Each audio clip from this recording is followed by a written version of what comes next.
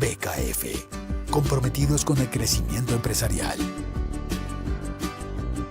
Así que, estimado doctor Luis Eduardo, bienvenido, muy buenos días y estamos listos.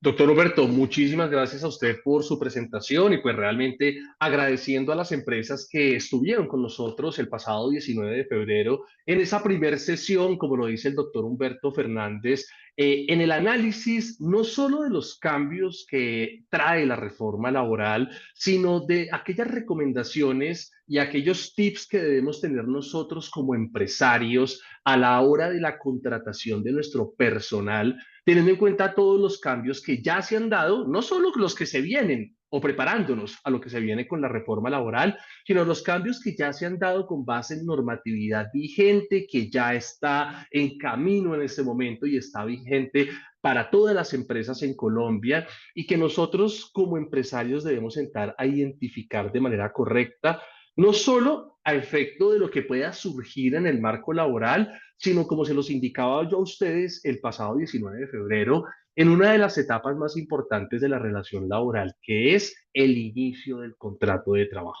Entonces, como para recapitular un poco, porque claramente entendemos que nuestra primera sesión fue hace algunos días, hay cositas que de pronto es importante volvamos a tener en cuenta. Recordemos que el pasado 19 de febrero entramos en analizar los tipos de contratos que actualmente tenemos nosotros en Colombia, las características de cada uno de estos contratos y pues logramos evidenciar los pros y los contras de cada uno de estos contratos que se enmarcan dentro de nuestro ordenamiento jurídico colombiano.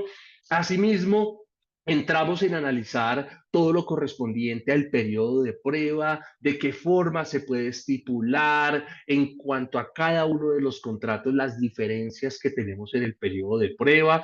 Hicimos un análisis muy detallado frente a la viabilidad o no de que el periodo de prueba sea aplicable en aquellos contratos que se pactan de manera verbal, que llegamos a esa síntesis de la no recomendación de manejar contratos verbales, que si bien es cierto son permitidos en el marco laboral colombiano, a efectos probatorios ante un eventual litigio no nos juega del todo bien el tenerlo de manera verbal. Asimismo, entramos en analizar acá sí los cambios que tendríamos en cuanto a la estructura del contrato a término fijo con la nueva reforma laboral, los cambios que traería esta nueva reforma laboral frente a que el contrato a término fijo ya no podrá superar de 4 años y que pues claramente los contratos de obra o labor entran un poco más en cintura frente a qué, frente a su aplicabilidad y que realmente exista una condición resolutoria en este tipo de contratos de obra o labor. Posteriormente, pues estuvimos viendo un aspecto que ahorita sí me tengo que detener, porque hay algo nuevo que surgió en este tema de la reforma pensional. Recuerden que en la pasada sesión vimos nosotros que la reforma pensional nos trae pues unas obligaciones como empresa de identificar a quienes les va a aplicar, a quienes no les va a aplicar esta reforma pensional como empleadores, para saber a partir del mes de julio cómo debemos hacer los aportes de aquellos colaboradores que sí les aplique la reforma pensional y a los colaboradores que no les aplique la reforma pensional, pero para aquellos que sí les aplica, pues sabemos que van a haber unas diferencias. Si gana menos de 2.3 salarios mínimos mensuales legales vigentes, sabemos que todas las cotizaciones se nos van a ir para Colpensiones, pero que si la persona gana más de 2 salarios mínimos mensuales legales vigentes, vamos a tener que hacer unos aportes en Colpensiones y otros aportes que son los que exceden esos 2.3 salarios mínimos en un ACAI que el trabajador ya tuvo que haber elegido antes del 16 de enero del año 2025. Y por último, la obligación que vamos a tener como empresas con esta reforma pensional y es de hacer los aportes y cotizaciones al sistema integrado de seguridad social de los contratistas, es decir, de nuestros prestadores de servicio. Pero acá hay un cambio. ¿Y por qué hay un cambio? Y acá me voy a detener un segundo. Porque la semana pasada la Corte Constitucional ya estaba haciendo el estudio de la reforma pensional. Ya los magistrados de la Corte Constitucional inclusive tenían un voto negativo a la reforma pensional. ¿Qué quiere decir? Que la reforma se iba a caer. La reforma pensional por vicios de trámite de acuerdo a las demandas de inconstitucionalidad que se radicaron, más exactamente la de la senadora Paloma Valencia del Partido Centro Democrático, ya la Corte estaba haciendo el estudio de esa demanda de inconstitucionalidad y ya había una intención de voto negativo por parte de los magistrados de la Corte Constitucional, pero la Corte tuvo que declarar la nulidad de lo actuado, de lo que la Corte había actuado la semana pasada. La Corte estableció que desafortunadamente ellos como Corte, en su trámite que están adelantando, cometieron un vacío y tiene que ver enfocado con el concepto que tendrían que haberle solicitado al Procurador General de la Nación o el Procurador Delegado, y la Corte dijo, pese a que ya tenían una intención de voto negativo a la reforma pensional, dijo, me tengo que devolver un poquito y tengo que hacer el trámite de manera legal, de manera constitucional, siendo ellos el último órgano de orden constitucional, y tenemos que hacerlo bien. Pero miremos que ya había un sentido y un voto probablemente negativo por parte de los magistrados a la reforma pensional. ¿Qué quiere decir esto? Esto tiene unas repercusiones grandísimas a efecto empresarial en Colombia, porque si efectivamente se llegase a caer la reforma pensional por vicios de trámite, como se demandó y como lo va a estudiar y ya lo está estudiando la Corte Constitucional, pues no tendríamos reforma pensional. Entonces, imagínense, ni qué pasó con todos esos cambios que se hicieron, por ejemplo, de las personas que ganan más de 2.3 salarios mínimos y se afiliaron a una CAI. ¿Qué va a pasar con eso? ¿Será que esto se va a resolver antes del 1 de julio, que es la entrada en vigencia de la reforma pensional, o se va a resolver después? ¿Qué va a pasar con esas cotizaciones si se resuelve después? Es un tema que nos lleva, no solo como ciudadanos, que nos afecta, sino como empresas, a estar muy pendientes de qué, de estos cambios que se pueden dar en cuanto a la reforma pensional. Esto es un tema que es muy delicado y es esa noticia de la semana pasada de la Corte Constitucional, donde ya había indicado que tenía un sentido negativo por parte de los magistrados a esta reforma, pero que por problemas de la misma Corte, al no haber hecho las cosas bien, tuvo que devolverse un poco para solicitar el concepto del Procurador General de la Nación. Entonces, es importante que estén muy pendientes de nuestros medios de comunicación, desde nuestro aspecto como director legal de la firma BKF International y como director legal del Esbrick Legal Consulting. Vamos a estar muy atentos a este análisis, a este estudio que está haciendo la Corte Constitucional y pues asimismo a lo que llegue a suceder con esta reforma, ¿correcto? Pero miren que nos lleva a estar muy atentos a lo que pase en las próximas semanas frente a estos cambios que se avisoran o podrían no avisorarse si se llega a caer la reforma pensional. ¿Listo? Asimismo, vimos todo lo relacionado con la disminución de la jornada laboral. Es claro que debemos prepararnos. A partir del 16 de julio de este año 2025, se reduce la jornada laboral a una jornada de 44 horas. Esto pues nos va a llevar a que algunas empresas que tenían estructuradas sus jornadas laborales de lunes a sábado, con la distribución de a hoy las 46 horas, pues nos lleve a tomar unos cambios, a tomar efectivamente unas modificaciones de las jornadas laborales. Entonces, pues vimos todo lo concerniente a lo que trae la ley 2101 y la reducción de la jornada laboral. Asimismo, en la anterior sesión entramos en estudiar como empresas y yo como conferencista la importancia de como empresas de contar con este acuerdo de medios tecnológicos, que es realmente la posibilidad que nosotros tenemos de acudir a, por ejemplo, inspección de los computadores que les entregamos a los colaboradores para validar que en el ejercicio de sus funciones, pues si estén haciendo para lo que se les está pagando, si estén realmente ejecutando sus labores para lo que se les paga al interior de la empresa y no están de pronto haciendo actividades por fuera del marco laboral que nada tienen que ver, inclusive personales, de accesos a páginas web, de accesos a medios de pronto de streaming o de situaciones que no tienen que estar realizando dentro de su jornada laboral, y asimismo la supervisión de las llamadas telefónicas de los números corporativos de las empresas,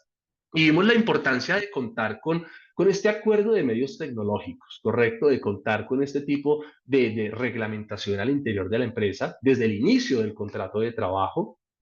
Entramos de igual forma a analizar la importancia que tiene el aspecto de la nómina electrónica en las empresas en Colombia, no solo por la información que nosotros como empresa le transmitimos a la DIAN durante los 10 primeros días de cada mes, donde le informamos a la DIAN qué le estamos pagando a un trabajador y por qué concepto se lo estamos pagando, sino que las implicaciones que trae esto ante la eventual fiscalización de la Unidad de Gestión de Parafiscales UGPP, por cuanto, como lo señalamos el 19 de febrero, la información que nosotros le compartimos a la DIAN es una información que la DIAN le transmite ¿a quién? A la Unidad de Gestión de Parafiscales UGPP.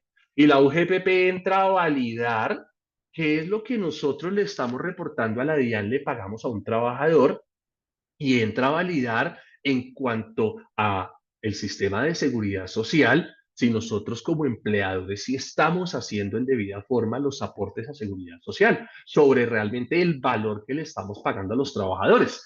Y acá estamos y estudiamos la importancia del documento único de soporte de nómina electrónica, que es ese documento individual que reportamos por cada trabajador en ese contenedor XML, con ese número de CUNE de cada uno de los trabajadores de nuestras compañías y la importancia de lograr especificar qué es lo que le pagamos al trabajador. Inclusive vimos nosotros el 19 de febrero que en la nómina que reportamos los primeros 10 días de febrero, pues tuvimos que haber hecho énfasis a que en enero, más allá del salario que se le pagó al trabajador, tuvimos un ítem adicional que se le pagó directamente al trabajador, que fueron sus intereses a las cesantías. Entonces, acá, de acuerdo a las particularidades que se generen en el mes con cada trabajador, vamos a tener nosotros que identificar, venga, le pagué, por ejemplo, horas extras, venga, por ejemplo, le pagué intereses a las cesantías, o de pronto el trabajador estuvo incapacitado y le tuve que pagar 29 días de salario y un día de incapacidad. Y pues todo lo que comprende el anexo técnico de la resolución 013 del año 2021, emanada por la Unidad de Gestión de Parafiscales UGPP, ¿correcto? Adicional, vimos el aspecto de la obligatoriedad como empresas de tener nuestra política de tratamiento de datos personales.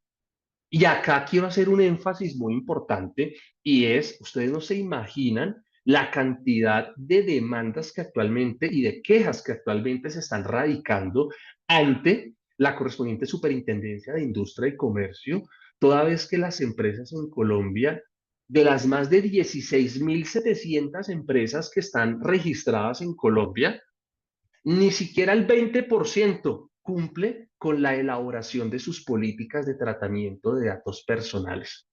Cuando como empresas debemos tener nuestra política de tratamiento de datos personales y de acuerdo a la cantidad de ingresos que tenga la empresa, debemos nosotros hacer un trámite adicional, que es el trámite de realizar el registro de nuestras bases de datos y de nuestras políticas de protección de datos personales ante el Registro Nacional de Bases de Datos RNGB de la Superintendencia de Industria y Comercio. Acá recordemos que para el año 2024, las empresas que hayan tenido unos activos superiores a las 100.000 unidades del valor tributario VT, estamos hablando de 4.706 millones con 500 mil pesos, 4.706 millones 500 mil pesos. Las empresas que hayan tenido activos superiores a este valor para el año 2024, ahorita en el año 2025 están en la obligación de realizar el registro de sus bases de datos ante el RNGB, Registro Nacional de Bases de Datos. Y la Superintendencia de Industria y Comercio, mediante las diferentes resoluciones y circulares externas que ha expedido, como la circular externa 008 del año 2021 y la 003 del año 2024, pues ha establecido ese calendario que tienen las empresas, que es hasta el 31 de marzo del año 2025, para realizar el trámite de actualización o registro de las políticas de tratamiento de datos personales. Entonces miremos que nos quedan, estamos arrancando marzo, estamos a 5 de marzo, y hay empresas que ni siquiera han estudiado y validado si sus activos fueron superiores a las 100.000 unidades de VT, 4.706.500.000 pesos, y si están o no están en la obligación de realizar el registro de sus políticas ante, ante la Superintendencia de Industria y Comercio. ¿A efecto de qué? A efecto de evitar sanciones por parte de la entidad. Y esto está reafirmado, como lo vimos el pasado 19 de febrero, con la misma resolución de nómina electrónica de la DIAN, donde reafirma la obligatoriedad de que las empresas cuenten con las políticas de tratamiento de datos personales. Entonces, miremos que esto es un tema que es de suma importancia y lo vimos el pasado 19 de febrero. Y finalmente, en nuestra primera sesión entramos a hablar de la importancia de contar con el acuerdo de confidencialidad como empresas para la protección no solo de la información de nuestras compañías y de nuestros clientes, sino asimismo la posibilidad de poder iniciar una acción legal en contra de los trabajadores que vulneren esa protección de la información de la empresa o de esa información que ha sido catalogada como confidencial, donde hicimos el análisis de qué tan válido es que establezcamos nosotros en nuestros contratos de trabajo, establezcamos nosotros en los contratos de trabajo la cláusula de confidencialidad. Y dijimos, es válido, es legal, es totalmente legal el hacerlo. Pero ¿cuál es el problema? Que yo no le puedo impartir una penalidad, háblese de penalidad, sanción económica, en un contrato laboral. Entonces yo les hacía el análisis de que, listo, incluyanlo en una cláusula del contrato, no pasa nada. Si el trabajador incumple el acuerdo de confidencialidad que pactan ustedes en el contrato, pues me da la posibilidad de terminar el contrato con justa causa. Pero adicional, suscribamos un acuerdo de confidencialidad aparte, donde en ese acuerdo de confidencialidad entramos nosotros como empresas a poder establecer un valor económico por la vulneración de esa confidencialidad. Aparte de que esto puede llegar a catalogarse como un delito. Las consecuencias de vulnerar un acuerdo de confidencialidad no solo son civiles, sino que adicional son penales y podemos nosotros acudir a instancias penales por la vulneración de acuerdo de confidencialidad. Y llegamos a esa síntesis de la importancia de que este acuerdo sea un documento aparte, sea un documento aparte al contrato de trabajo y que en ese documento aparte podamos nosotros como empresa establecer una penalidad, un resarcimiento económico por el trabajador que hallase incurrido en una vulneración a ese deber de confidencialidad. Y creo que hasta ahí terminamos nosotros el pasado 19 de febrero, donde recapitulando, vemos nosotros la importancia de todo este tipo de situaciones y de cambios normativos que se han dado a lo largo del año 2024 y que son aplicables al año 2025 y que también componen esa importancia de la gestión documental, esa importancia de que como empresas tengamos un buen soporte documental al inicio del contrato de trabajo, porque créanme que esto es muy importante, es muy importante. Les hacía referencia a un caso que recientemente tuvimos nosotros relacionado con la importancia de la gestión documental. Somos nosotros como empresas, ante un eventual proceso judicial, los que tenemos en materia laboral se llama la carga de la prueba. Y es decirle al juez, oiga, señor juez, mire lo que dice el trabajador, ¿no es cierto? Mira, acá está el contrato de trabajo, acá está el salario que se pactó, acá están los aportes de seguridad social, acá están los pagos de las prestaciones sociales. Nosotros somos los que como empresa, ante un eventual proceso, debemos aportar los documentos que desacrediten las manifestaciones que hace un trabajador. Es que la empresa nunca me pagó los salarios. No, mira, acá están los aportes, acá están los soportes de los desprendibles de nómina. Es que la empresa nunca me pagó las prestaciones sociales. Acá están los soportes de las consignaciones de las prestaciones sociales. Y somos nosotros los que debemos tener esa gestión documental. Y este acuerdo de confidencialidad, pues indiscutiblemente hace parte de la importancia de esos documentos del inicio de la relación laboral. Ahora, Otro de los aspectos que se manejan no solo al inicio del contrato de trabajo, sino en vigencia del contrato de trabajo, es el correspondiente o la correspondiente prueba de poligrafía. Y acá creo que fue el punto en el que finalizamos en nuestra pasada sesión, ya con las casi 70 empresas que están en ese momento ya conectadas con nosotros. Fue el punto de partida de la sesión número 2, que es esta sesión, donde lo primero que yo quiero arrancar es de las empresas que nos acompañan el día de hoy en el chat, como lo hemos dispuesto, ustedes manejan pruebas de poligrafía al inicio de la relación laboral y en vigencia de la relación laboral. ¿Ustedes hacen uso de pruebas de poligrafía al interior de sus compañías? Acá, por ejemplo, el usuario Y Patiño nos indica que no maneja el uso de pruebas de poligrafía, tanto al inicio como en vigencia del contrato de trabajo. Acá el usuario Zoe también nos indica que no lo maneja. Andrés Moncada tampoco, Mónica tampoco. Listo. Ojo con esto. Si alguien me llega a responder ahorita, sí, doctor, sí lo hacemos. ¿Listo? Como Natalia. Natalia me acaba de decir, sí, nosotros lo hacemos. ¿Listo? Uno, en primera instancia, debemos nosotros partir del hecho que las pruebas de poligrafía en el marco colombiano no son prohibidas. Entonces, Natalia que me dice, sí, doctor, nosotros manejamos pruebas de poligrafía. Uno, es una prueba que dentro del marco laboral no está prohibida, es permitida dentro del marco laboral. Y así lo ha expuesto el Ministerio de Trabajo el año pasado mediante el concepto 53266, donde estableció que al no existir una prohibición expresa en la ley para el uso de la prueba del polígrafo sobre un trabajador, nosotros como empresa podemos aplicarla siempre y cuando como compañía respetemos el derecho, uno, del consentimiento libre de vicio o de coacción hacia el trabajador y asimismo, pues respetemos esos derechos a la intimidad que tiene la persona. Entonces, miremos que el marco laboral colombiano me dice, sí, ustedes como empresa pueden aplicar pruebas de poligrafía en el marco laboral. Y las empresas lo hacen al inicio del contrato, cuando están en esa etapa de entrevista, cuando están en esa etapa de contratación, utilizamos empresas expertas y personal con equipos expertos que se encargan de hacer estas pruebas de poligrafía, a efectos de poder formular preguntas como, por ejemplo, ¿usted ha finalizado, le han finalizado su contrato con justa causa? ¿Usted ha o se ha visto inmerso en situaciones al interior de la empresa por pérdida de dineros o por situaciones de pronto contrarias a el reglamento de la empresa? Entonces, el polígrafo y la persona que administra el polígrafo entra a hacer estas preguntas al colaborador, donde, pues, el resultado de esto, ¿cuál es? El resultado, pues, es identificar si está diciendo o no está diciendo la verdad, ¿correcto? Ahora, hay que tener mucha precaución. ¿Por qué?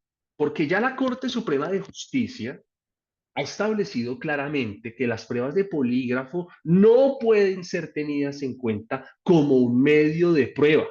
¿Qué quiere decir? No están prohibidas, hágalas. Pero el resultado que me arroje esa prueba de poligrafía no es un medio de prueba legal. No está contemplado dentro de nuestro ordenamiento jurídico colombiano que la prueba de poligrafía pueda ser una prueba legal ante un eventual proceso. Y así lo ha dicho.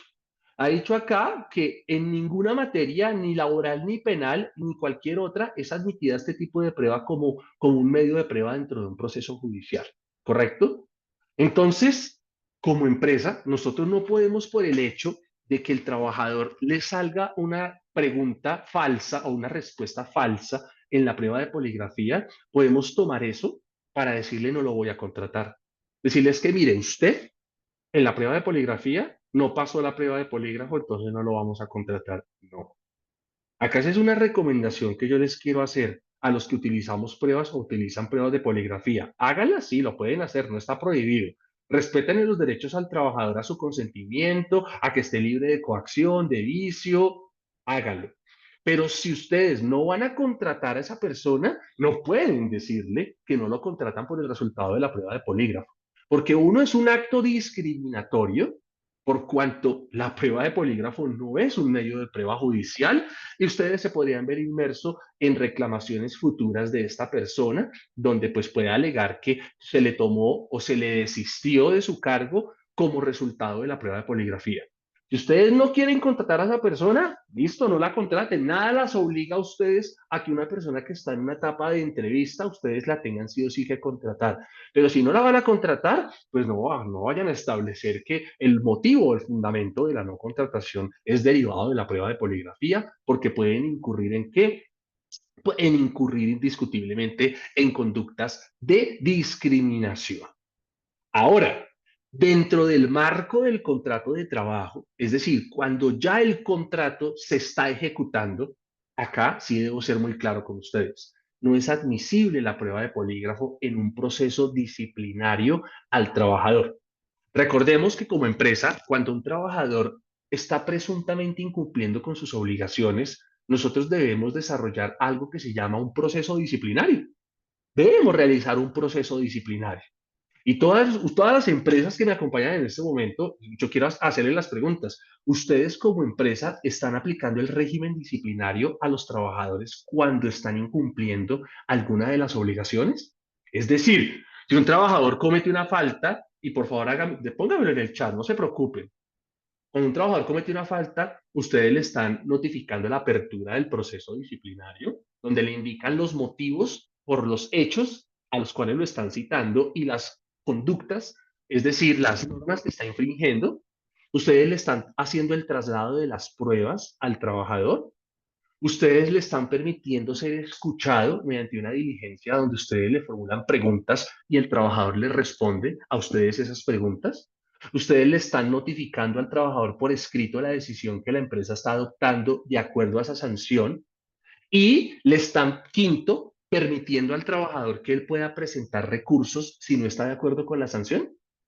Quiero que por favor me lo hagan saber en el chat, tranquilos. Acuérdense que este es el espacio y el momento adecuado para que identifiquemos si estamos haciendo algo mal o si lo estamos haciendo bien.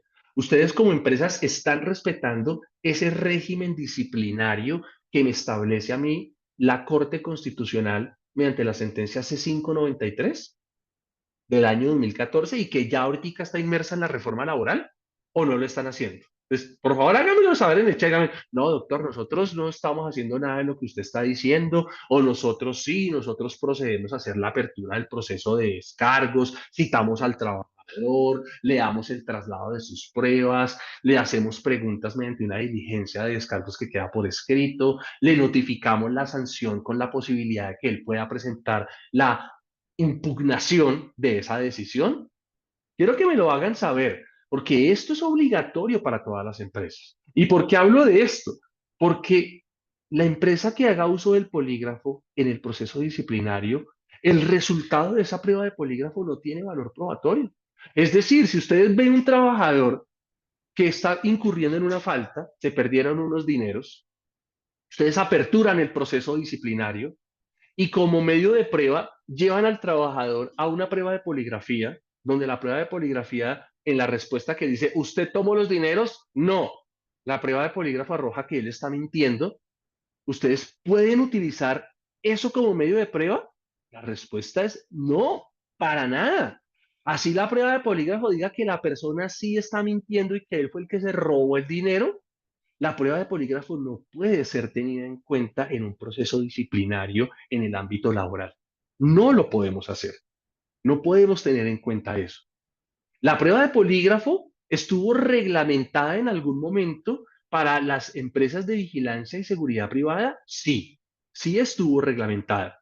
La Superintendencia de Vigilancia y Seguridad Privada, que es la entidad que se encarga de vigilar las empresas cuyo objeto social y cuya actividad económica es de vigilancia y seguridad privada, en algún momento habilitó la posibilidad de tener en cuenta para estos guardas de seguridad las pruebas de polígrafo, pero posteriormente esto se cayó.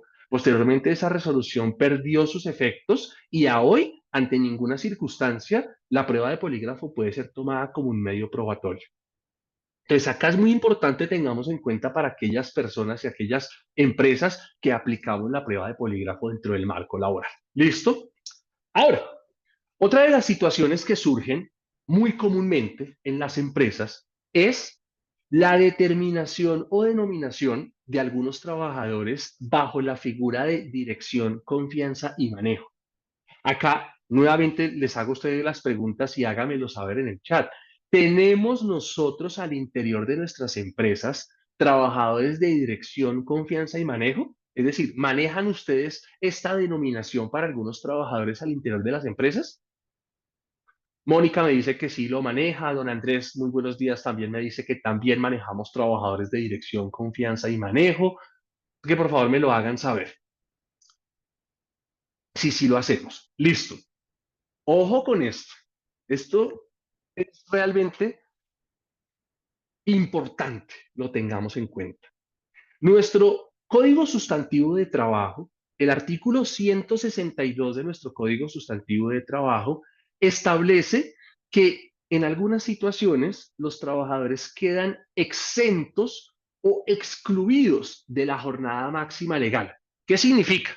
Que hay algunos trabajadores, y ya vamos, señora Gloria Monsalve, con esa pregunta que me acaba de hacer, hay algunos trabajadores que por alguna circunstancia pueden llegar a trabajar más de las 46 horas a hoy y después del 16 de julio más de las 44 horas y están exentos de que la empresa les reconozca horas extras. Y el artículo 162 dice, están excluidos de la regulación sobre la jornada máxima legal de trabajo los siguientes trabajadores.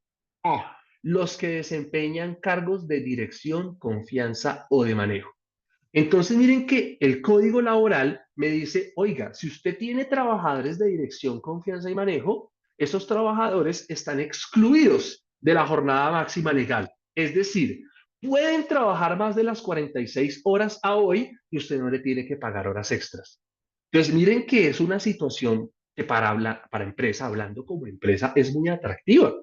Y me dice, oiga, qué berraquera. Entonces yo voy a decir que el trabajador es de dirección, confianza y manejo y no le tengo que pagar horas extras. La primera pregunta es, ¿cómo yo establezco en el contrato o de qué forma hago yo para establecer que el trabajador es de dirección, confianza y manejo? ¿Qué es esa pregunta que me dice la señora Gloria Monsalve? Señora Gloria, muy buenos días. ¿Esa denominación tiene que estar establecida en el contrato de trabajo? La respuesta es sí. Uno, lo podemos manejar en la carátula del contrato. Contrato de trabajo a término indefinido de dirección, confianza y manejo entre Luis Eduardo Naranjo Corredor y BKF International SAS. Debe estar en la carátula del contrato o debe estar en el clausulado del contrato, más que todo en la cláusula de jornada laboral, donde se indica debido a que el trabajador es de dirección, confianza y manejo, está excluido de la jornada máxima legal de conformidad con el artículo 162 del Código Sustantivo de Trabajo. Ahora, si nosotros como empresa a hoy tenemos trabajadores de dirección, confianza y manejo, pero no lo establecimos en el contrato de trabajo en la carátula, tampoco lo establecimos en alguna de las cláusulas del contrato, lo podemos hacer al día de hoy, totalmente válido, lo podemos hacer, pero debe estar en un otro sí, debe ser formulado en un otro sí, donde quede por escrito que el trabajador se denomina o tiene la denominación de dirección, de confianza o de manejo. ¿Listo? Ahora, acá entra lo más importante de la discusión y es, venga, doctor Naranjo, ¿y qué se entiende por dirección, confianza y manejo? Es que ese es el problema más grande. Las empresas como lo ven tan atractivo, como dicen, oiga, qué berraquera, yo decir que una persona es de dirección, confianza y manejo y no le tengo que pagar horas extras, pues las empresas, desafortunadamente, ¿qué hacen? No porque lo quieran hacer de manera voluntaria, sino por su desconocimiento. La persona de contabilidad es de mi entera confianza. ¿No ven que me maneja la caja menor de la empresa? Es de mi entera confianza. Entonces la asistente contable es de dirección, confianza y manejo, porque goza de mi entera confianza. O el vigilante, la persona que me colabora con la empresa, que no es de la empresa de seguridad, sino que lo contraté yo, digamos, el ejercicio, es de mi entera confianza. ¿No ve que él tiene las llaves de la oficina? Él es una persona de mi entera confianza, confío mucho en él y no. Acá lo primero que nosotros debemos tener en cuenta como empresas es que, uno, desafortunadamente nuestro código sustantivo de trabajo ni ninguna norma me dice que es un trabajador de dirección, confianza y manejo. Ninguna norma me lo dice. Ha tenido que ser la Corte Constitucional desde hace muchísimos años que lo estableció, y la Corte Constitucional por allá en una sentencia del año 1998 estableció qué se entiende por un trabajador de dirección, de confianza y de manejo. No puede ser cualquier trabajador, no puede ser cualquier persona. Y la Corte en su momento, ¿qué dijo? Dirección. Ah, es una persona que puede dar direccionamiento al interior de la compañía. Es una persona que por su cargo, por su posición jerárquica al interior de la empresa, pues puede impartir directrices, puede impartir observaciones. El gerente, el subgerente, es una persona que realmente goza de un nivel en cuanto al organigrama de la empresa alto. Es una persona de dirección, gerente, coordinador, subgerente, una persona de alto posicionamiento al interior de la empresa. Adicional a ello, su ingreso económico pues debe ser acorde a su cargo gerencial, a su cargo de dirección, donde esos ingresos económicos, que pues deben ser claramente altos, pues den lugar a que si trabaja más de las 46 horas a hoy, pues no tenga que yo reconocerle horas extras. Tiene un ingreso alto, es una persona de dirección. Y cuando habla de manejo, habla a que puede inclusive llegar a representar al empleador ante cualquier tipo de circunstancia, como por ejemplo la persona de recursos humanos, el gerente. Es una persona que puede suplir al empleador en cualquier momento. La Corte en la sentencia que dijo, y lo va a leer taxativamente, cabe precisar que los cargos de dirección y de confianza y de manejo revisten de una especial importancia en cualquier organización, resultando esenciales al cabal desarrollo de sus actividades, a la preservación de sus intereses fundamentales y a la realización concreta de sus fines. Por lo tanto, la consagración de estas actividades como una expresión a la regulación sobre la jornada máxima legal de trabajo se inscribe dentro de la facultad que le asiste al legislador para definir situaciones específicas en las que se justifique solicitarle al trabajador una disponibilidad diferente, toda vez que la responsabilidad aneja a actividades de esta índole donde es de mayor entidad que la originada en funciones corrientes. ¿Qué me está diciendo la Corte? La denominación de dirección, confianza y manejo no es para cargos corrientes, son para cargos donde son importantes para el interior de la empresa de acuerdo a su posición jerárquica y requieren de una disponibilidad diferente que está fuera de la jornada máxima legal. Pero lo primero que yo les debo recomendar acá es, vamos a establecer trabajadores de dirección, confianza y manejo, chévere.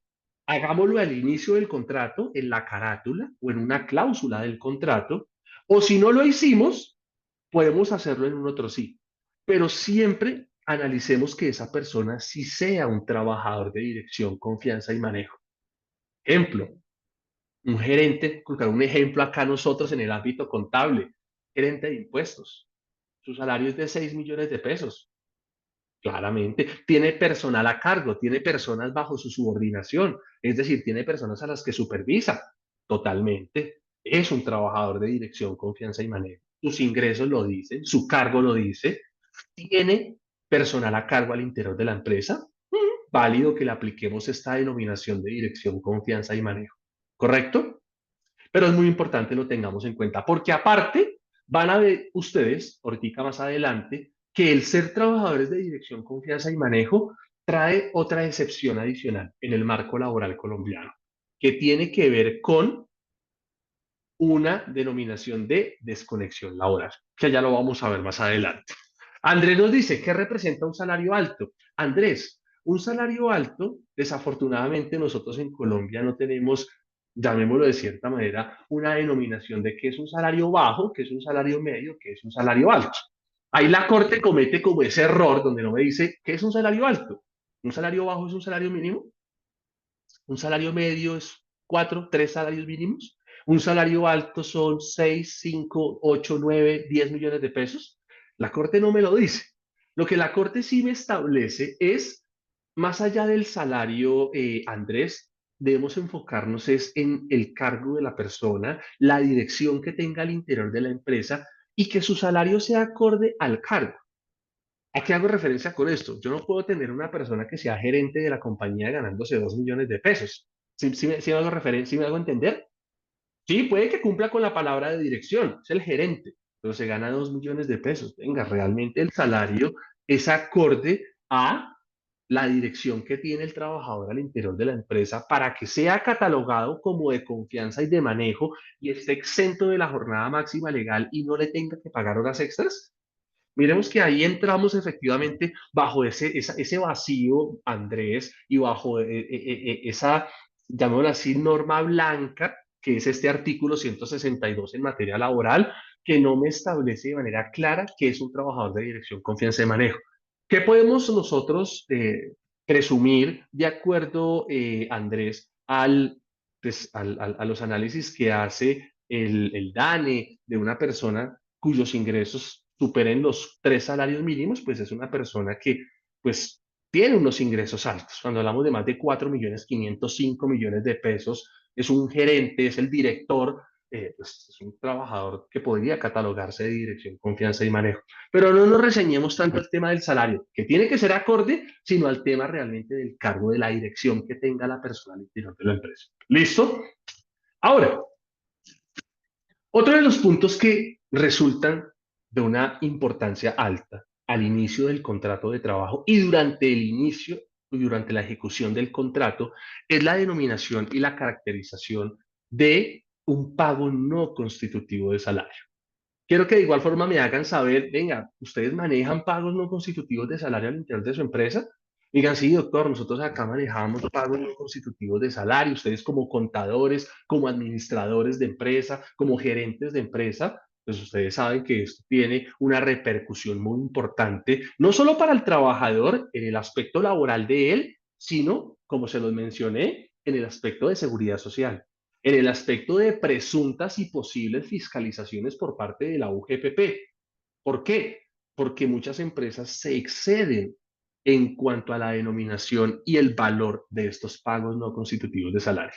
Acá, por ejemplo, Mónica me dice, sí, manejamos pagos no constitutivos de salario. Eliana Ponza me dice que también manejan pagos no constitutivos de salario. Natalia también me dice que sí. Creo que todas las empresas.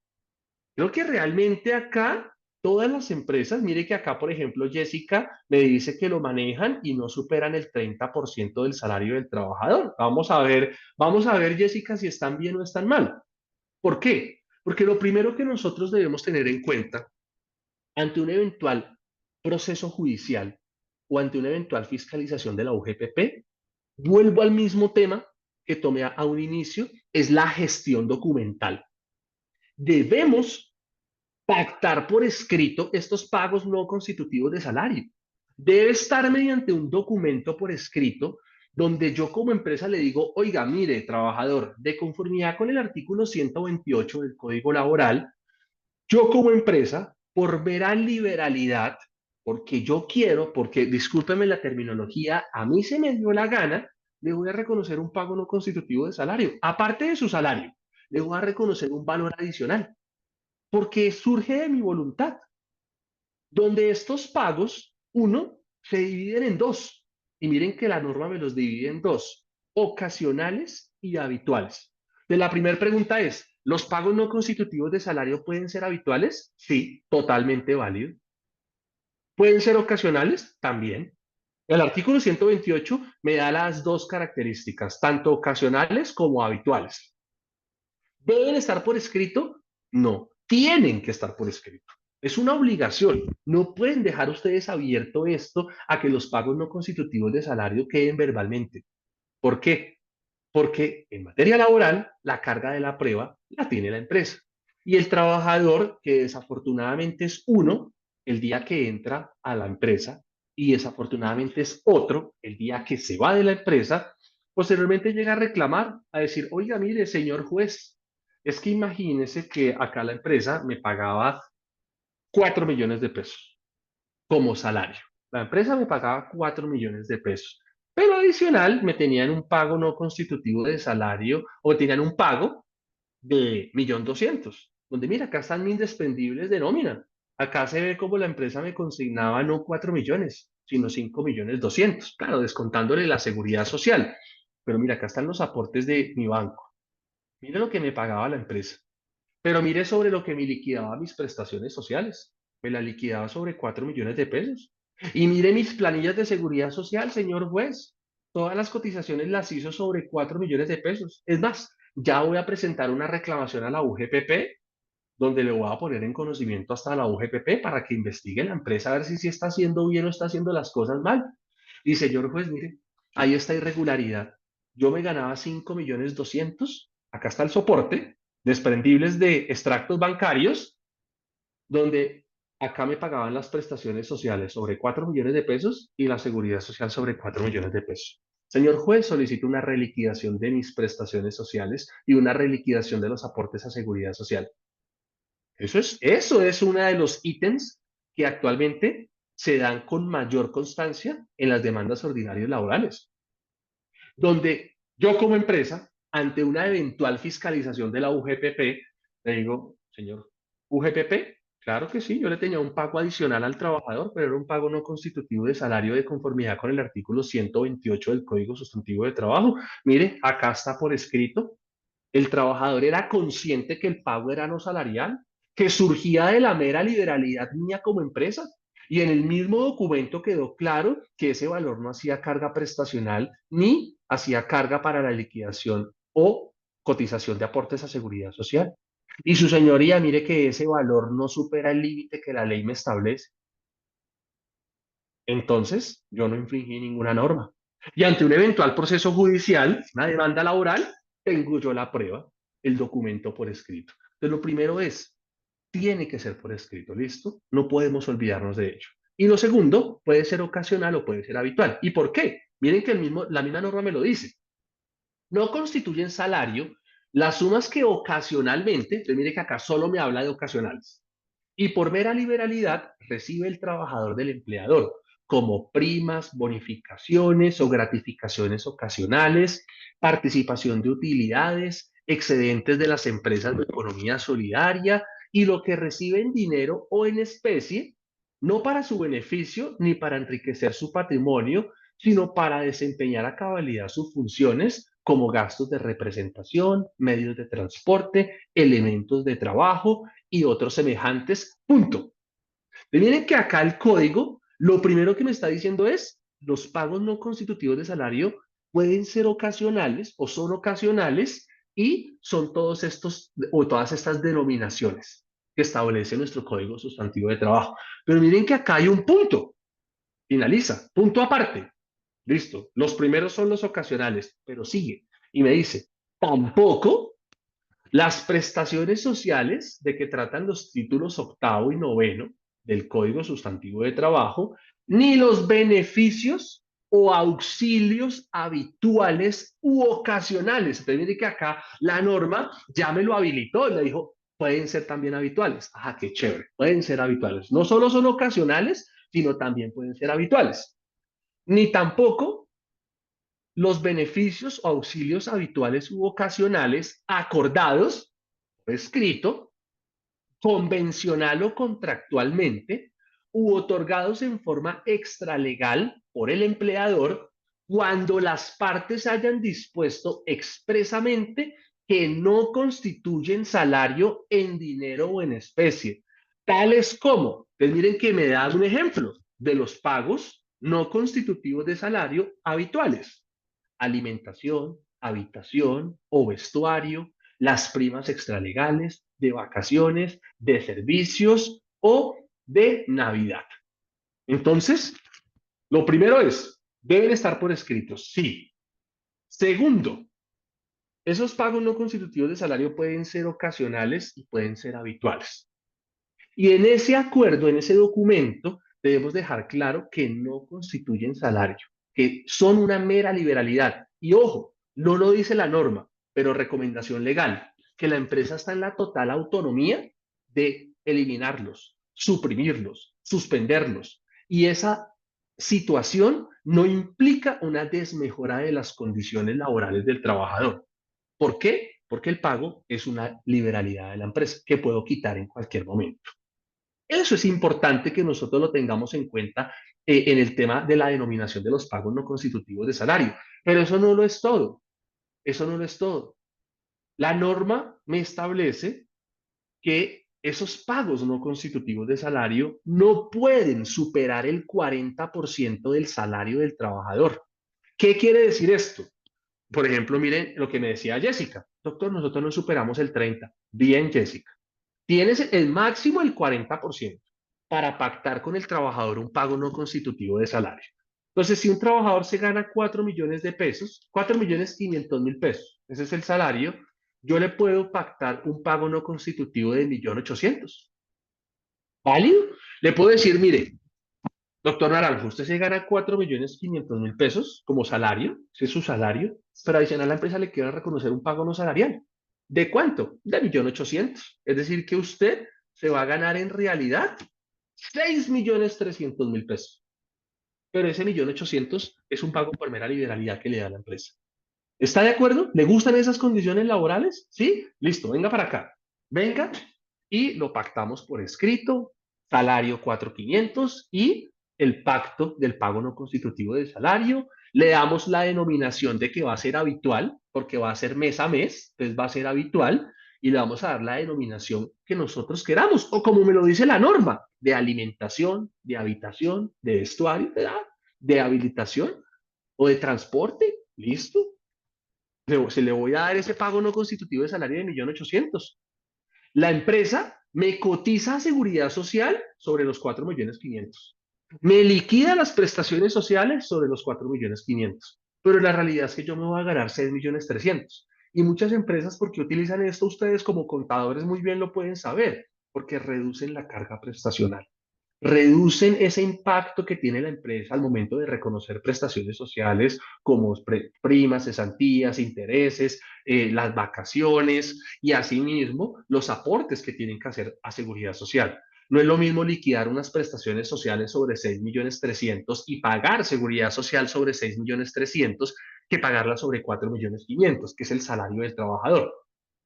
Entonces, ojo, estos pagos son legales, están reglamentados en nuestro Código Sustantivo de Trabajo, pero ojo con esto, deben cumplir con todos los requisitos que yo les he indicado por escrito, donde se denomine si son ocasionales o habituales, donde se denomine que surgen por la liberalidad de la empresa, que la empresa lo puede quitar en cualquier momento y no implica una desmejora de las condiciones laborales.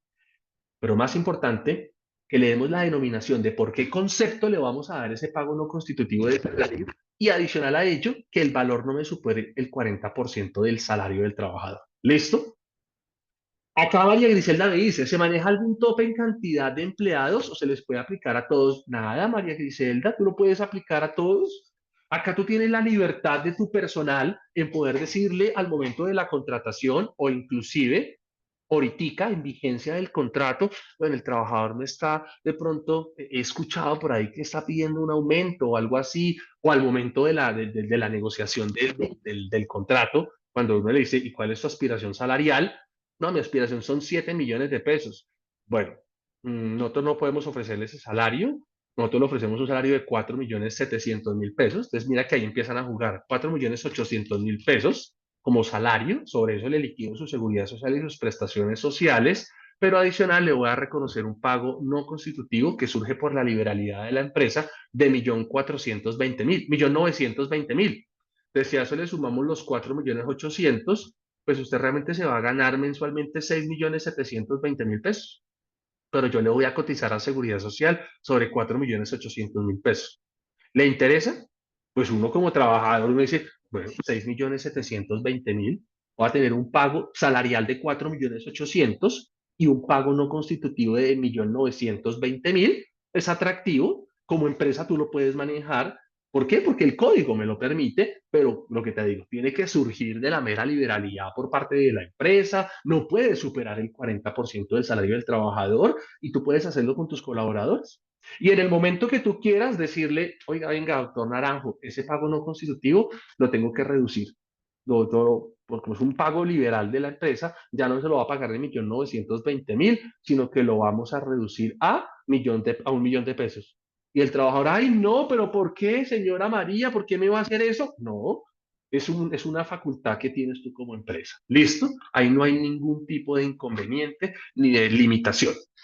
Aquí Jessica nos indica, ¿qué pasa si una empresa colombiana hace pagos nacionales y también en el exterior? Paga el mínimo en Colombia para el tema de pago de seguridad social y el restante en euros y no está dentro del contrato el valor en euros. En euros sería la conversión del valor de 5 millones o más. Bueno, acá realmente Jessica es una consulta que tiene diferentes características y aristas. ¿Por qué? Lo primero es, en Colombia es totalmente válido y legal el yo contratar a una persona que no esté en Colombia, sino que esté en el exterior, que me ejecute a mí actividades en el exterior. Está en España, pero tiene un contrato de trabajo con tu empresa que está constituida en Colombia. ¿Es legal? Totalmente legal. Totalmente válido, ¿correcto? ¿Cuál es la forma más común de este tipo de contratos? El contrato remoto, que ya lo vamos a ver más adelante, contrato de trabajo remoto. ¿Listo? Donde se pacta salario, donde se pacta todo. Ahora, tú no puedes establecer que le vas a pagar como salario colombiano, en pesos colombianos, 1.423.500 y que adicional le vas a pagar un pago no salarial en euros de 5 millones de pesos. No lo puedes hacer, ¿por qué? Porque más allá de que la persona esté en el extranjero, el contrato se está siguiendo por las normas colombianas. Y a ti nada te va a asegurar que, pese a que esa persona, sea colombiana o sea extranjera, está en España, no pueda iniciarte una acción legal como sería una demanda ordinaria laboral en contra de tu empresa. ¿Por qué? Porque mira que el salario que se le está pactando en pesos colombianos, que es 1.423.500, discúlpame, el pago que le estás pagando adicional, uno, supera el 40% de ese 1.423.500, que estaríamos hablando que el 40% de ese salario mínimo son 569.400 pesos. Entonces mira que uno no puede superarlo. Que tú quieras hacer la conversión a euros y le quieras pagar en euros, uno, si tú le vas a pagar el salario con una tasa representativa del mercado diferente al peso colombiano, sino en dólar o en euro, pues ese valor o esa conversión, que es la que tú tienes en cuenta acá en Colombia, la tienes que liquidar para seguridad social. Porque ojo con esto, más allá de que la persona esté en el extranjero, no significa que yo esté exento de pagarle la seguridad social. Es más, ustedes pagan la seguridad social del trabajador pese a que esté en el extranjero, pero adicional, el trabajador en el país en el que se encuentre debe adquirir una póliza para la atención de salud. ¿Por qué? Porque las EPS en Colombia no tienen cobertura en el extranjero. Entonces, yo tengo una persona en España que me trabaja en España con un contrato de trabajo colombiano remoto, que le pago un salario colombiano y sus prestaciones y le cotizo a seguridad social en Colombia en pensiones y salud, pero no puede acceder a salud, porque la EPS, bueno, va a mencionar una EPS extinta, eh, es que no quiero mencionar, XEPS, no tiene servicio en España. Entonces, si él se enferma, ¿quién lo va a atender? ¿Sí ves? Entonces, él tiene que adquirir una póliza en su país donde se encuentra para la atención en salud. Pero frente al tema de los pagos no constitutivos, se sigue ciñendo bajo normas colombianas. Y bajo las normas colombianas no puede ser superior al 40%, más allá de que le hagas la conversión en dólares o en euros. ¿Listo? Acá tengo una inquietud sobre el tope del 40%, ya que quien establece el tope es la ley 1393, efectivamente, artículo 27. Esta ley es la 1393 del año 2010 y el artículo 30, discúlpame, es el que me establece ese límite o ese limitante del 40%. Pero restricción en seguridad social no para devengados del trabajador. No entiendo bien tu pregunta, Zoe, pero te la voy a resumir de acuerdo a lo que yo te estoy entendiendo. ¿Y qué estoy entendiendo yo? Ojo, el Consejo de Estado el año pasado emitió una sentencia donde en esa sentencia estableció que si la empresa llegase a superar el límite del 40% en el pago no constitutivo de salario, lo que supere del 40% del salario del trabajador lo vamos a tener en cuenta solo a efectos de seguridad social. ¿Qué quiere decir? Ejemplo rápido, ejercicio matemático. El trabajador se gana 4 millones de pesos. El pago no constitutivo de salario es del 40%, no puede superar 1.600.000 pesos. No puede superar 1.600.000. Pero ¿qué me dice el Consejo de Estado en una sentencia de unificación por de pronto algunos conflictos que habían con la UGPP? Le dice, si usted supera el 1.600.000, ejemplo, el pago es de 1.900.000 pesos, miremos que está superando el 40% en 300.000 pesos. ¿Qué quiere decir? Que yo solo lo que me supere el 40% lo voy a tener en cuenta para aportes de seguridad social. Es decir, ya no voy a cotizar sobre 4 millones de pesos, sino sobre 4.300.000 pesos, porque le tengo que incluir ese componente del valor que me está superando el 40% del salario del trabajador. Y así lo dijo el Consejo de Estado en una sentencia de unificación. Pero lo que les digo, a efectos legales no es recomendable que superen el 40%. No lo hagan, no lo hagan. Desafortunadamente, las sentencias que se emiten en Colombia por las altas cortes, llámese Consejo de Estado, llámese Corte Suprema de Justicia, llámese Corte Constitucional, si bien es cierto, pues el artículo 230 de nuestra Constitución Política dice que son criterios auxiliares de interpretación, es decir, el juez muchas veces se tiene que atar a esas sentencias de las altas cortes. Hay algunos jueces que lo hacen taxativamente, pero otros que se apartan un poco de ese precedente constitucional y ese precedente jurisprudencial. Y por eso entramos nosotros bajo el riesgo de la interpretación de un juez al momento de que supere el 40%. Entonces, mi recomendación es no superen el 40% del salario de los trabajadores. ¿Listo? Acá, Zoe me está entendí que la pregunta iba enfocada a eso. No lo hagamos, ¿listo? Pero lo que te digo, la sentencia del Consejo de Estado dice, si lo hace, listo, no pasa nada, pero el excedente solo me lo tiene en cuenta para seguridad social, si supera el 40%. ¿Listo? Ahora, otro aspecto muy importante que se da dentro del marco de la relación laboral es el tema de los pagos no constitutivos, es el pago salariales, ¿listo? Y es el tema de las comisiones. Ojo, comisiones sí o sí son factor salarial y son factor prestacional. Ahí yo no hablo más de eso porque no tiene más dudas. Todo lo que tenga que ser comisión es un pago salarial que tiene carga prestacional y carga de seguridad social. ¿Listo? Ahora, acá ustedes en las diapositivas no me voy a detener en cada uno de ellos, no porque perderíamos un tiempo importante y valioso que nos quedan. De pronto sí les voy a robar un tiempito adicional de las 10 de la mañana por el problema que tuvimos de conectividad. Y pues para mí es importante finalizar con todo el temario. Entonces sí, de pronto les voy a robar un poquitico más allá de las 10 de la mañana por el tema que tuvimos. Pero acá ustedes igual en las diapositivas que con todo gusto pueden acceder a las diapositivas, van ustedes a encontrar pues unos tips que de mi parte como abogado y como especialista en Derecho del Trabajo y la Seguridad Social y como magíster o cursante de magíster actualmente en Derecho Laboral, doy a efecto de la prevención documental al momento de la relación laboral. Es realmente un parte de lo que hemos venido hablando. Y es esos documentos que son importantes ustedes soliciten y tengan en la carpeta laboral al momento del inicio del contrato de trabajo, que asimismo se modifica efectivamente algunos aspectos relacionados con la actividad de la empresa. Por ejemplo, hay cosas que no aplican como otras que sí. Por ejemplo, una de las empresas me decía, venga, yo sí aplico pruebas de poligrafía. Entonces, acá, por ejemplo, para cargos críticos de la empresa se puede realizar estudios de seguridad, pruebas de poligrafía, visitas domiciliarias u otras que las empresas de pronto solicite al momento de la vinculación.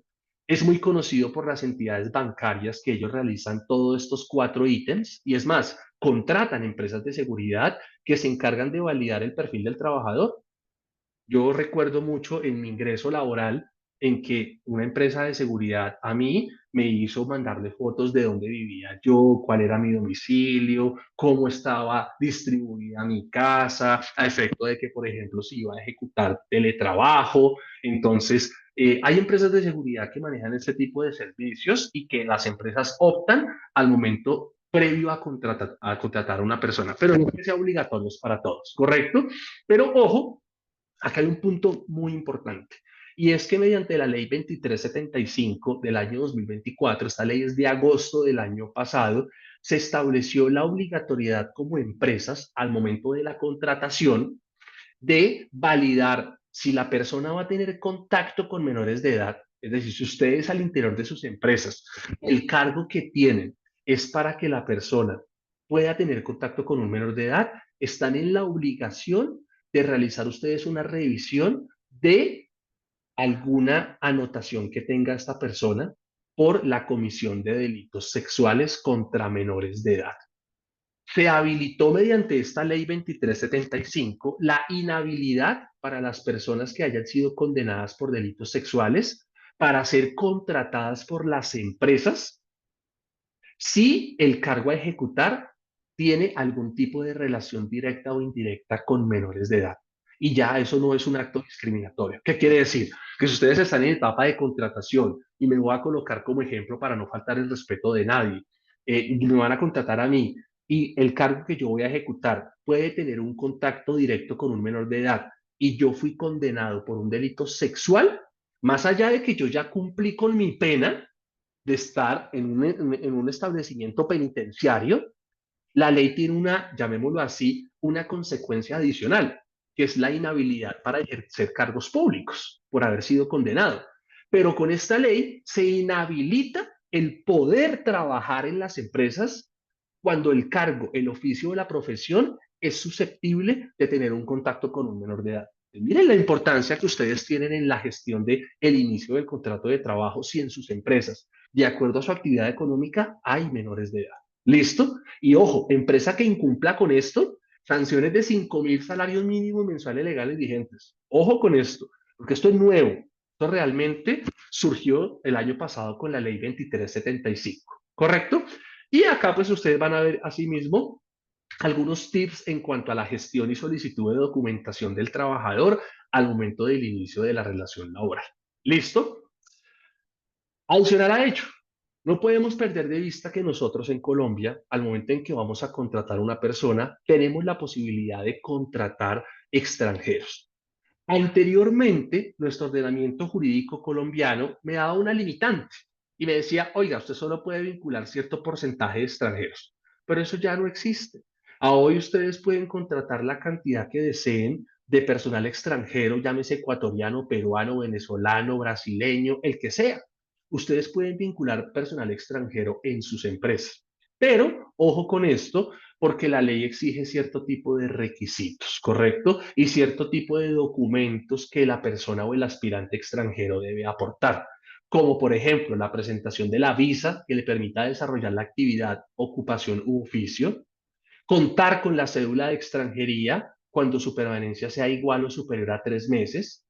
Ustedes como empresa están en la obligación, si vinculan a esta persona, de informar por escrito a la Unidad Administrativa de Migración Colombia sobre la contratación de ese extranjero dentro de los 15 días siguientes calendario al inicio del contrato de trabajo, para que Migración Colombia pueda, dentro de sus archivos, identificar de la cantidad del personal extranjero que está en Colombia, los que tienen, llamémoslo de cierta manera, una relación laboral o un contrato de trabajo, ¿correcto?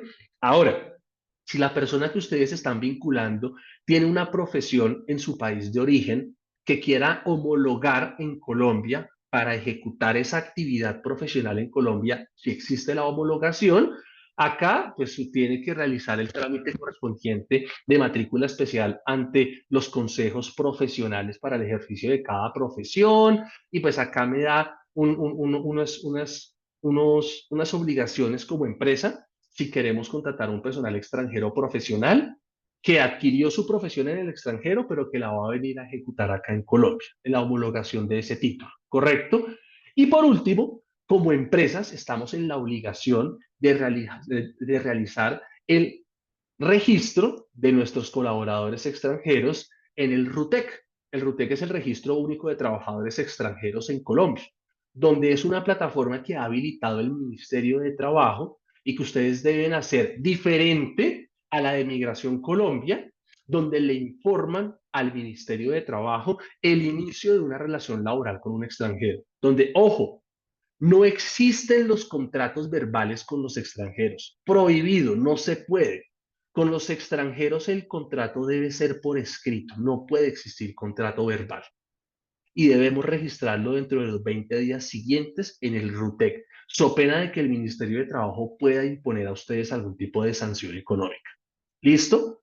Esto es importante frente a la contratación de extranjeros en Colombia. Jessica me indica, si contrato el extranjero, pero él sigue en su país porque trabajamos en remoto, ¿debemos cumplir esto? No, no, Jessica. La inscripción en el RUTEC y la inscripción o la notificación a la unidad administrativa de migración es cuando el trabajador está en Colombia, está ejecutando sus actividades en Colombia. Pero como ya lo vimos, yo tengo la posibilidad de manejar un contrato remoto, que ya lo vamos a ver más adelante. Sigue después de esto ya para finalizar, que son las formas de ejecución de actividades laborales. Y acá en el contrato remoto, la persona, como te digo, puede estar en el extranjero, puede estar en Venezuela, en Ecuador, en Perú, en Brasil, en Europa, en Estados Unidos, y tiene un contrato con una empresa colombiana y ejecuta actividades para una empresa colombiana. ¿Tengo que registrar en el RUTEC o en el registro o la notificación a la unidad administrativa de migración? No, realmente el objetivo de estas obligaciones, Jessica, para las empresas en Colombia es poder tener un análisis de las personas que componen, llamémoslo así, migrantes, el total de la ciudadanía en Colombia y poder validar de esas personas, pues efectivamente, quiénes ejercen fuerza laboral y quiénes no. Es decir, migrantes que están en el país pero son desempleados o migrantes que están en el país pero tienen fuerza laboral. ¿Listo? Ahora, vamos a hablar en estos rápido 15 minuticos que les voy a robar, créanme, no les voy a robar más, pero para mí es muy importante finalizar con la posibilidad que tenemos nosotros como empresa de que el trabajador no esté 100% de manera presencial al interior de la empresa. Que creo que realmente hablar de esto, pues desde la pandemia, eh, tuvo una gran importancia y un gran cambio. Realmente el uso de las tecnologías y la información, como lo es esta charla que estamos teniendo, pues fue una de las cosas positivas que nos dejó la pandemia del COVID-19. Y la pandemia del COVID-19 nos dejó dentro del marco laboral colombiano dos modalidades que son el trabajo en casa y el trabajo remoto. Lo primero que yo debo decirles de esto son tres situaciones totalmente diferentes. Es que uno a veces ve y dice, no, es que yo estoy en trabajo en casa. Y uno dice, ¿en serio? ¿O usted de pronto es teletrabajador? ¿O usted es trabajador remoto? O las empresas se confunden o las personas se confunden y dicen, teletrabajo es una persona que trabaja con el teléfono. Entonces, teléfono, trabajo. No. Acá lo primero que nosotros debemos tener en cuenta, estimados empresarios, son tres modalidades totalmente diferentes y su reglamentación es totalmente diferente. ¿Correcto? No pueden confundirme teletrabajo con trabajo en casa y con trabajo en remoto. Son tres cosas diferentes, totalmente diferentes. ¿Listo? Y vamos a empezar con el trabajo en casa. El trabajo en casa es una figura que nace a consecuencia de la pandemia del COVID-19. Nace mediante la ley 2088 del 12 de mayo del 2021. O sea, esto nace por la pandemia. Y yo siempre soy muy gráfico al momento de explicarle a las empresas la diferencia entre teletrabajo, trabajo en casa y trabajo remoto. Soy muy gráfico. Trabajo en casa es la situación excepcional, ocasional o transitoria mediante el cual la empresa le habilita la posibilidad al trabajador que labore desde su casa haciendo uso de las tecnologías y la información por un tiempo determinado. Entonces, no, pero este señor no me acaba de decir nada. El doctor Naranjo me acaba de dejar más confundida. Tranquilos. ¿Qué es el trabajo en casa? Ojo, la persona que yo contraté para que laborara en la oficina. La contraté para que laborara de manera presencial, pero que por una situación excepcional, ocasional o transitoria, yo como empresa le voy a habilitar para que se vaya a trabajar desde su casa. La ley que me dice 3 meses prorrogables por otros 3 meses adicionales. Y la situación debe ser ocasional, excepcional o transitoria. Ejemplo, siempre lo pongo. La empresa va a remodelar sus instalaciones. O tuvimos alguna emergencia, Dios nos libre, toco madera, en nuestras empresas y tenemos que hacer una remodelación. Nos inundamos, hubo un incendio, algo pasó. Las personas no pueden ir de manera presencial a la empresa. Perfecto. Le vamos a habilitar trabajo en casa. Va a estar toda la semana de la jornada laboral en casa, pero no puede ser superior a 3 meses por otros 3 meses adicionales. Ah, ya remodelamos la empresa. Oiga, vuelve a la oficina presencialmente. Ay, doctor, pero ¿cómo así? Pero yo acá desde la casa trabajo bien, yo acá desde la casa hago caso. No me interesa. A usted lo contraté para que laboraras acá de manera presencial, así que hágame el favor, lo espero acá en la oficina. Totalmente válido. Entonces, ¿cómo yo entiendo el trabajo en casa? La persona que contraté en oficina, pero que por una situación excepcional, ocasional o transitoria, le voy a dar la habilitación para que lo haga desde su casa, pero solo por 3 meses, prorrogables por máximo 3 meses adicionales. Pare de contar. Debe estar por escrito, sí, debe tener un acuerdo de trabajo en casa, donde el trabajador o la trabajadora debe informar el lugar donde lo va a ejecutar y no lo puede cambiar, porque yo como empresa le debo reportar a la ARL y decirle, oiga, ARL, mandé a Luis Naranjo bajo la figura de trabajo en casa y está ejecutando desde tal día en tal dirección trabajo en casa. ¿Por qué? Porque es que yo estando desde mi casa puedo tener un accidente laboral. Yo puedo estar acá sentado trabajando desde mi casa y se me partió la silla, me partió un brazo, y es o no es un accidente laboral. ¿Qué me dicen ustedes? ¿Es o no es un accidente laboral? Estoy acá desde mi casa, trabajo en casa, se me parte la silla, me caigo y se me rompe un codo, es un accidente laboral. Exactamente, Mónica y Jessica. Y ustedes tienen que reportar a la ARL dentro de los 2 días hábiles siguientes máximo del accidente. Imagínense, ustedes reportan a la ARL, dicen, si es que el trabajador le pasó esto, esto, esto, esto. Venga, ¿y el trabajador por qué estaba desde la casa? Ah, no, es que mire, acá está el correo donde yo le informé que él estaba bajo la figura de trabajo en casa. Ah, listo, bien, chévere. La ARL nos va a responder. Pero el problema es que pase esto y la ARL no tenga notificación. Ahí vamos a tener un inconveniente. Eliana nos dice, ¿es válido como trabajo en casa cuando se elabora una vez a la semana? No, ya vas a ver, Eliana, que ese es el problema de las empresas. Me confunden trabajo en casa con teletrabajo, desconocen que el teletrabajo tiene diferentes modalidades y también me lo confunden con el trabajo remoto. No, mira que eso que tú me estás preguntando no es trabajo en casa. Eso no es trabajo en casa. Eso se llama teletrabajo y se llama teletrabajo suplementario y ya lo vamos a ver más adelante. Trabajo en casa es esto que te estoy diciendo. Yo trabajo en la oficina y la empresa me dice, oye, doctor Naranjo, vamos a remodelar el puesto, vamos a remodelar su oficina, vamos a demorar un mes. Entonces, como usted no va a tener acá donde trabajar y no tengo un espacio, le voy a habilitar trabajo en casa. Usted va a trabajar toda la semana, toda su jornada laboral desde su casa, es por un tiempo determinado, pero cuando ya acabemos la remodelación, regresas acá nuevamente a trabajar presencialmente. ¿Listo? Chévere. Eso es el trabajo en casa. ¿Listo? Ahora, diferente el teletrabajo, que es la pregunta que me hace Eliana. Ya sabemos que es el trabajo en casa. Debe estar por escrito, debo notificar a la ARL de que la persona está bajo la figura de trabajo en casa y no puede superar los 6 meses. ¿Correcto? Ahora, el teletrabajo. El teletrabajo, Eliana y empresarios, es una figura que realmente viene desde el año 2008. Esto está reglamentado mediante la ley 2121 del año 2008. Es decir, esto ya es viejo. Esto del teletrabajo ya es viejo. ¿Correcto? Y el teletrabajo, al igual que el trabajo en casa, pues es una modalidad para que los trabajadores puedan ejecutar sus funciones haciendo uso de las tecnologías, la información y las comunicaciones por fuera de la empresa. Pero ojo, es una persona que se contrató para que trabajara de manera presencial, pero que la empresa le va a habilitar la posibilidad de que algunos días de la semana ejecute sus actividades fuera de las instalaciones de la empresa o que la mayoría de las veces lo ejecuta fuera de las instalaciones de la empresa, pero algunos días tiene que venir. Entonces, mira que esa es la diferencia.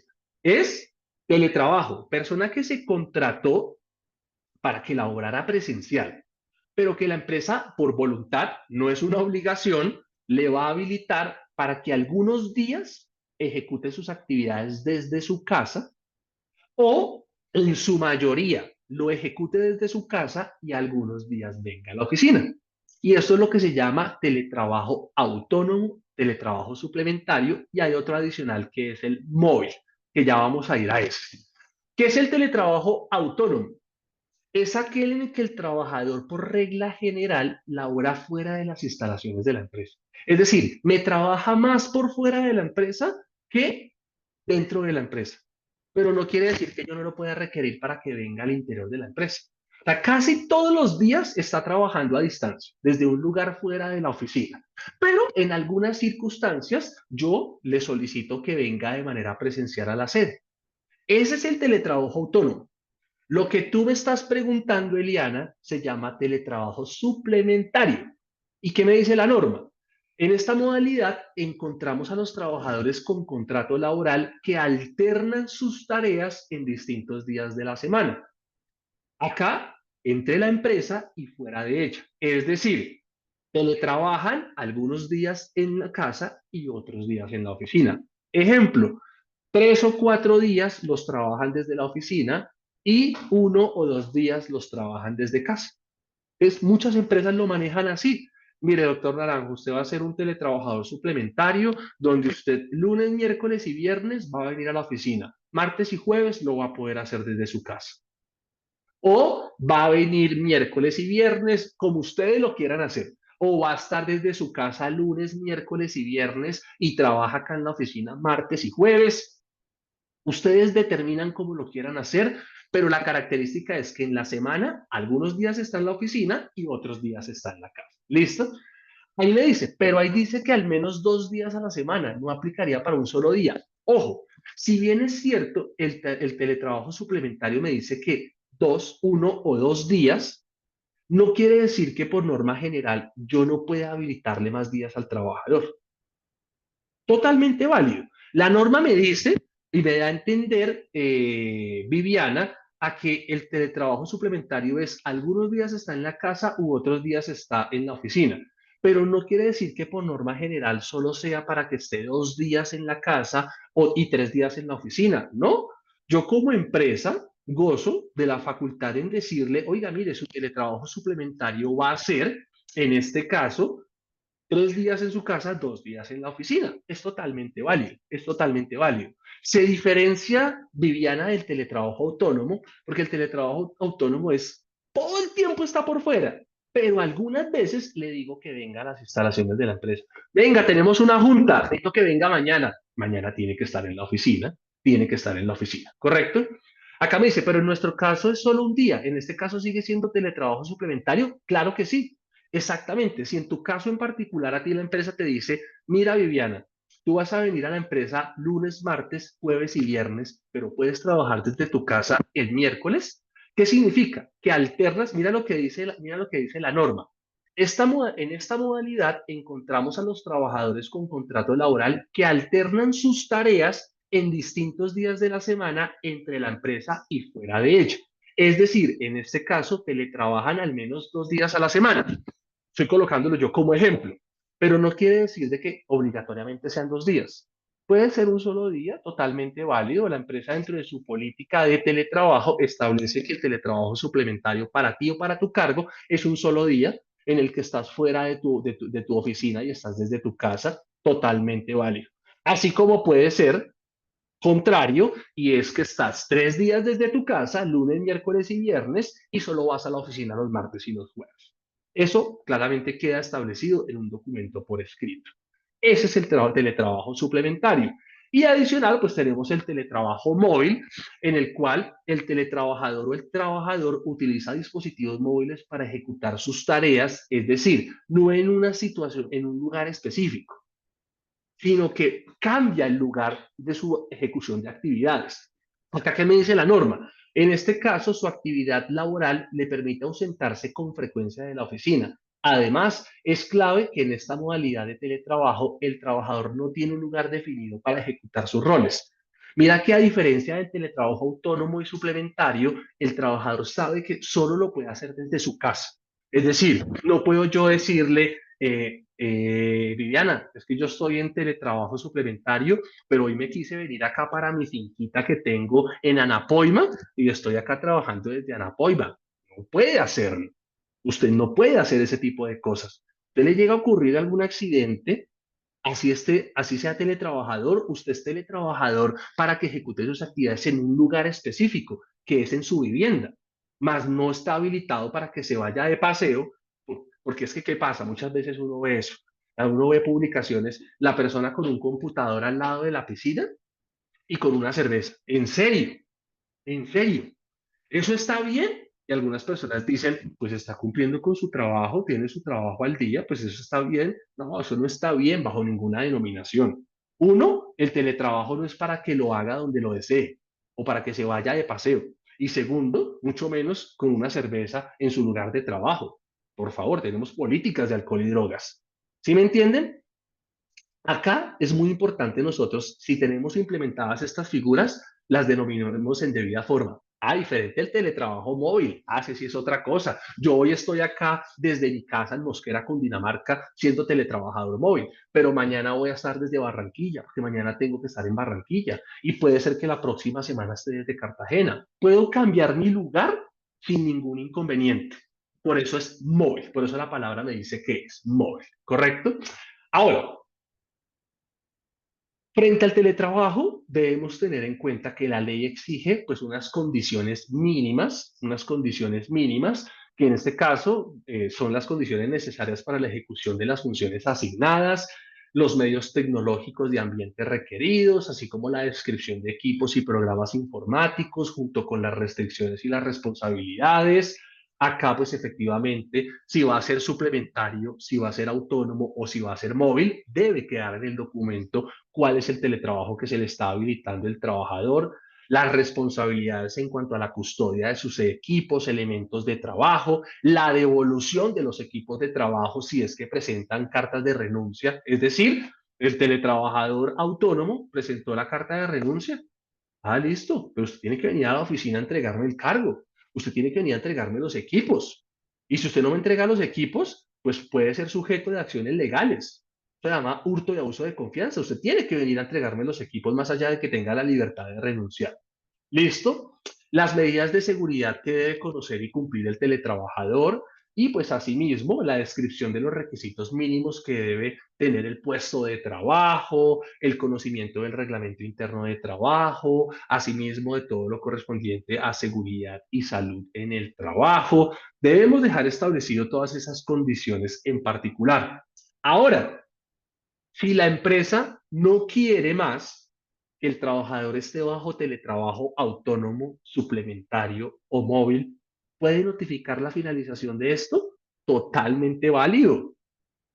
La empresa goza de la total autonomía en decirle, mire, ¿sabe qué? No nos está funcionando ese temita con usted de miércoles y jueves. ¿Por qué? Porque es que uno lo llama por Teams y usted no contesta. Le pide que prenda la cámara, no la prende y tiene su trabajo atrasado. Así que, hágame un favor, vuelve presencialmente a las instalaciones de la empresa. Porque es que la empresa lo contrató a usted fue para trabajar de manera presencial. A que le habilitó una modalidad adicional que es válida, no quiere decir que la empresa esté en la obligación de mantenerla. Si la empresa considera que el teletrabajo no está funcionando, venga para acá y vuelve presencialmente a las instalaciones de la empresa. Y el trabajador no puede decir, pero es que discúlpeme, señor Andrés, es que yo ya no vivo en Mosquera, yo ya vivo colocar un ejemplo tonto, en Melgar. Yo trasladé mi domicilio a Melgar y ahora usted me hace devolverme a la oficina y me demoro 3 horas en llegar de Melgar a Bogotá. Eso no es problema mío. Discúlpeme, se lo digo. Yo se lo contraté para que laborara en Bogotá y usted aceptó las condiciones del contrato en Bogotá. Usted está en la obligación de retornar a la oficina si la oficina lo considera, la empresa lo considera necesario. Y el que usted haya cambiado su domicilio, lo lamento muchísimo. Lo lamento muchísimo, pero eso no es un inconveniente para la empresa. Ustedes tienen toda la libertad de poder retraer el teletrabajo. ¿Listo? No pierdan el miedo con este tipo de situaciones. Y el trabajador no puede decir, ay, pero es que no, yo trabajo mejor desde la casa, por favor, déjeme desde la casa. Si la empresa lo necesita en la empresa, pues me tienes que volver a la empresa. ¿Listo? Y pues acá ustedes van a poder identificar en las diapositivas porque ya me les robé más del tiempo que normalmente hago. Realmente les robé estos 15 minuticos por la pausa que tuvimos con el problema de conectividad, que nuevamente les ofrezco mil excusas, pero en las diapositivas ustedes van a poder encontrar que mediante la ley, el decreto, discúlpeme, 1227 del 2022, pues se establecieron unas condiciones que deben cumplir las empresas que implementan la figura del teletrabajo en Colombia, la cual la pueden descargar de nuestras memorias. Y por último, ya para finalizar, pues tenemos el trabajo remoto. ¿Listo? Ya sabemos qué es el trabajo en casa, ya sabemos qué es el trabajo bajo la figura de teletrabajo y por último tenemos la figura del trabajo remoto. Esta figura nace con la pandemia y nace bajo la ley 2121 del año 2021. Esta y el trabajo en casa son figuras que nacen con la pandemia. ¿Listo? ¿Qué es el trabajo remoto? La misma palabra lo dice. Desde un inicio, la relación laboral fue remota. Miren cómo lo dice la norma. Es una forma de ejecución del contrato de trabajo en el cual toda la relación laboral, desde su inicio hasta su terminación, se debe realizar de manera remota mediante la utilización de tecnologías de la información y comunicaciones, donde el empleador y trabajador no interactúan físicamente a lo largo de la vinculación laboral. Ejemplo, las personas del extranjero. No hay una vinculación, no hay un contacto físico. Desde un inicio y de manera total, él la ejecuta sus actividades fuera de las instalaciones de la empresa. Él no tiene por qué aparecerse por acá. Él no tiene por qué aparecerse de manera presencial. Y es más, acá la misma norma me lo dice, no comparte los elementos constitutivos y regulados para el teletrabajo y o trabajo en casa. Es trabajador remoto, el que desde un inicio todo lo maneja remoto, absolutamente todo lo maneja remoto, no tiene derecho al auxilio de transporte. Ojo, se me pasó por alto en el trabajo en casa, si hay un reconocimiento de algo que se llama un auxilio de conectividad, si la persona devenga menos de 2 salarios mínimos mensuales legales vigentes. Acá en el trabajo remoto no hay auxilio de conectividad, no hay auxilio al derecho al auxilio de transporte.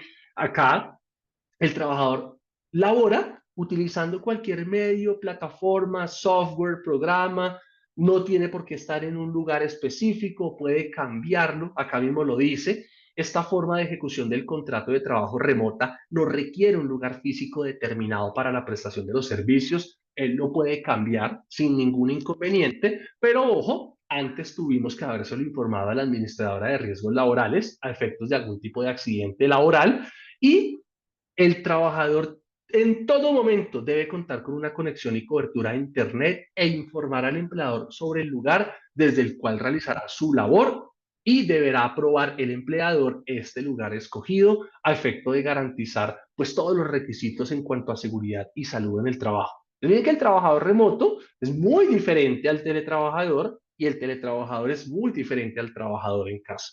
Y lo que yo busco el día de hoy es que ustedes puedan entender este tipo de diferencias, ¿correcto? Y por último, la aplicación de la ley de desconexión laboral. Les voy a hacer rápidamente la pregunta ya para finalizar. ¿Tienen ustedes implementadas en sus empresas la política de desconexión laboral? Más, ojo con eso, más allá de que ustedes apliquen o no apliquen teletrabajo, trabajo en casa o trabajo remoto, la ley de desconexión laboral es obligatoria. Así todos los trabajadores laboren de manera presencial. ¿Tienen ustedes implementada la política de desconexión laboral? ¿Sí o no? Rápidamente ahí, sí o no, doctor, sí, sí, no la tenemos, sí la tenemos, no la tenemos. Mónica la tiene implementada, Jessica no la tiene implementada, ok, sí, listo. Ojo, los que sí la tienen implementada, bien, ojo con esto, la tienen implementada. Es una política que lo que busca es que nosotros como empresa respetemos la finalización de la jornada laboral. Que al trabajador no entremos a hacerle llamadas, a hacerle peticiones, a hacerle solicitudes cuando ha finalizado su jornada laboral. de que yo esté a las 7 de la noche viendo mi programa favorito y me llame mi jefe a decirme, oiga hermano, venga, ¿usted qué hizo esto ya? No. La ley de la desconexión laboral lo que busca es garantizar esa finalización de la jornada laboral. Ojo, no es aplicable para trabajadores de dirección, confianza y manejo. Así lo establece la ley. La ley me dice que no es aplicable la desconexión laboral cuando hablamos de un trabajador de dirección, confianza y manejo. Y cuando hablamos de situaciones que de pronto sean de urgencia. ¿Listo? Pero las empresas tienen obligatoriamente que implementar esta garantía de desconexión laboral. ¿Por qué? Porque las empresas que hoy me digan o que no me hayan dicho, pero no la tengan implementada, están incurriendo en una conducta de acoso laboral. Están incurriendo en un riesgo de un acoso laboral, de que el Ministerio de Trabajo les pueda hacer fiscalizaciones por el no cumplimiento y pues ustedes efectivamente al no tener esta política puedan incurrir en sanciones por parte del Ministerio de Trabajo o que los trabajadores al no contar con esta política puedan colocar reclamaciones ante el Comité de Convivencia Laboral. De recomendación, deben implementar las políticas de desconexión laboral, su reglamento interno, su política de tratamiento de datos personales, si ustedes requieren de ello, tanto la firma BKF International como la firma Lesbrick Legal Consulting les puede prestar ese acompañamiento, esa asesoría en la implementación de todo este tipo de políticas que se hacen necesarias dentro del marco laboral colombiano. ¿Correcto? Esto es importante porque garantiza realmente la protección de los derechos de los trabajadores a su desconexión laboral, pero también de cierta manera los protege a ustedes como empresa de algún tipo de investigación o sanción futura. Que tengan un excelente término de día, que todas sus actividades salgan de manera favorable y agradecerles nuevamente por su asistencia. Muchísimas gracias.